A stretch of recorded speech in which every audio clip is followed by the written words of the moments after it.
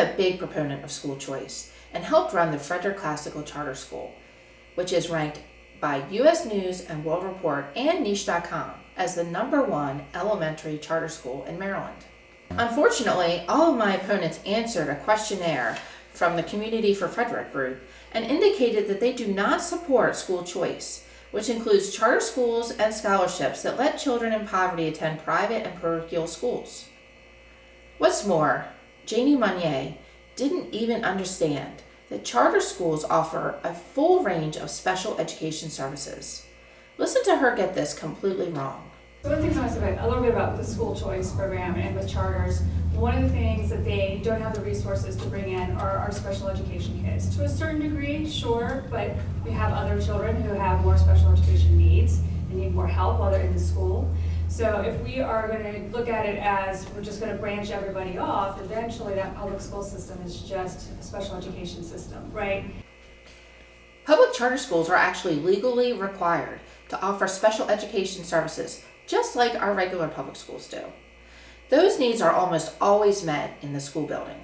The regular public schools themselves sometimes cannot handle a student's special needs, and they actually pay tuition for these students to attend private schools when they lack the kinds of specialized programs a student needs. Charter schools also do this, but these are rare circumstances for both the regular public schools and the charter schools. Mrs. Munier is clearly confused about how this works. The idea that charter schools will branch everybody off is simply untrue. It's a horrible myth that opponents of parental choice have made for decades, and it's never happened anywhere in the country in all that time. The moderator asked if homeschool students should be able to participate in sports at their districted school.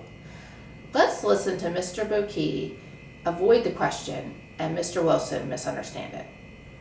I think we have to help unlock some of the excellent opportunities that exist within FCPS already. I think FCPS is a very good school system. I said at the beginning of my remarks, I think my son Spencer is receiving an excellent education.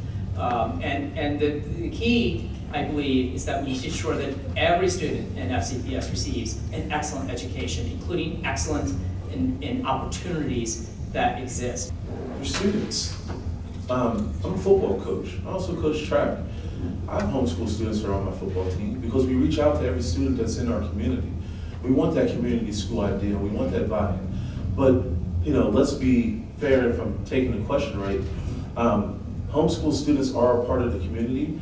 We have to ensure that we are accurately in funding not only but our students that are actually inside the school, but that we are communicating and building partnerships with the parents that decide to homeschool their children. I think the curriculum should match. I think that we need to really look at that. And I know what this question is trying to do, but again, I look at community schools, I look at acceptance, and I look at inclusion. So hopefully we can have a society that does that. But I am a public school advocate, just to throw that back. Here again, Mr. Bokey says that our system is excellent, ignoring our serious academic problems and downplaying the importance for parents to have options outside of the system. He never explains his position on homeschoolers playing sports. Then Mr. Wilson claims that homeschool students are already allowed to play sports on public school sports teams in Montgomery County where he teaches. But they don't allow that there.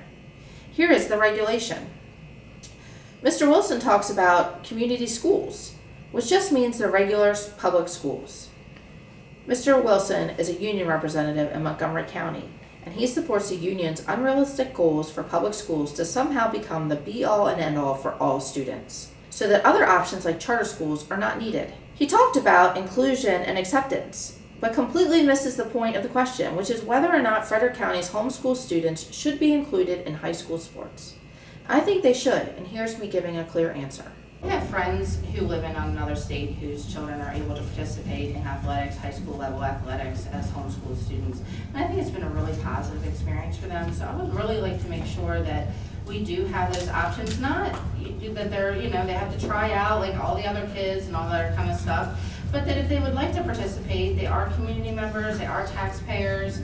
And so I think that it'd be fantastic if those kids were able to participate in our extracurricular programs.